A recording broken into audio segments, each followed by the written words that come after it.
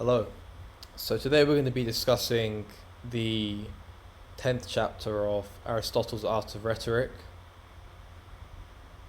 In this chapter, Aristotle deals with the concept of wrongdoing for the purposes of making an accusation or a defense of a wrongdoer or a person that has had wrong done to them.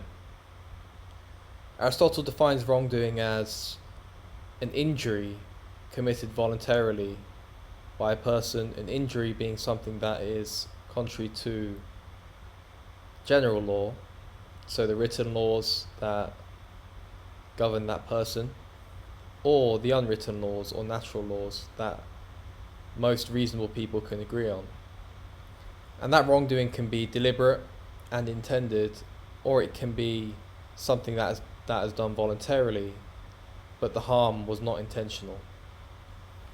Aristotle links the motivations for wrongdoing down to the virtues. The nature of a person's likely wrongdoing will be connected to their character defects. For example, a mean man or a stingy man will wrong others about money. The profligate or the licentious person will wrong people about physical pleasure. The effeminate man of comfort, the coward where danger is concerned. The ambitious man will do wrong for the sake of honour, the quick-tempered from anger, the lover of victory for the sake of victory, and the embittered man for the sake of revenge, and the stupid man because they're misguided, and the shameless man because they don't care about what others think of them.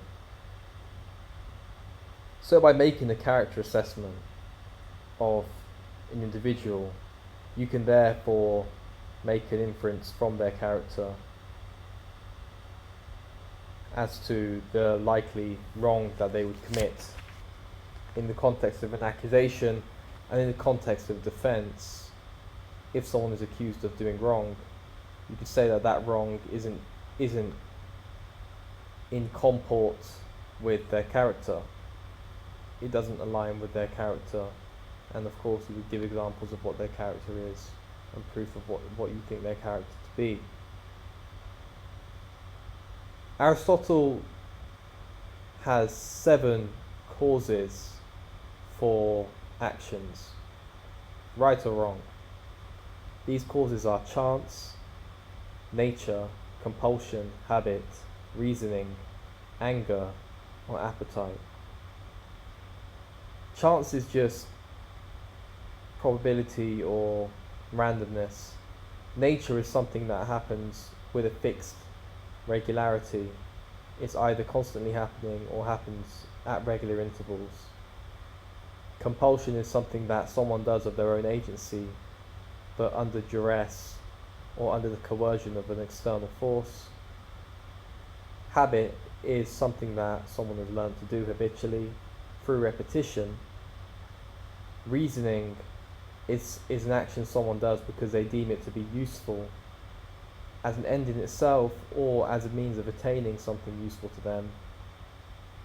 The wise person will reason to attain virtue, but people can also use reason to attain pleasures that aren't necessarily virtuous or productive of virtue in the long term. Anger is self-explanatory, and that is a motive for revenge. And appetite is something that motivates people to seek pleasure. Habit is connected to appetite in the sense that things that are habitual become sources of pleasure and therefore create an appetite that will cause people to seek that source of pleasure that before it was a habitual action wasn't a source of pleasure, but now has become such and is therefore a driver of appetite. Aristotle says that all accessories to a person's character are connected to those seven factors.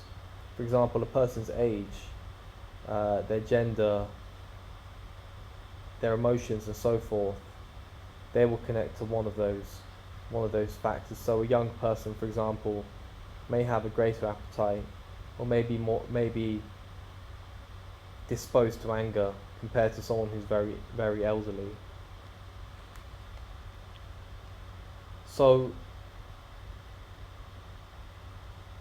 those distinctions need to be considered in the context of those 7 factors. Aristotle says that revenge and punishment are 2 different things. Revenge is done for the sake of the punisher, whereas punishment is done for the sake of the punished. And also, one of the things that should be considered when thinking about the motivations for someone to do wrongdoing is whether or not it is something that is pleasant, especially if the action is voluntary. And pleasant is also counted as something which is less bad than the alternative, which is a concept that Aristotle brought in earlier chapters, closely tied to utilitarianism.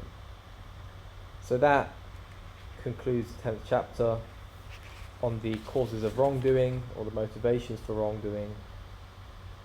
Overall, it's a fairly straightforward chapter, not the most interesting, but hopefully the book will be more interesting as we continue through the rest of the chapters. Thank you.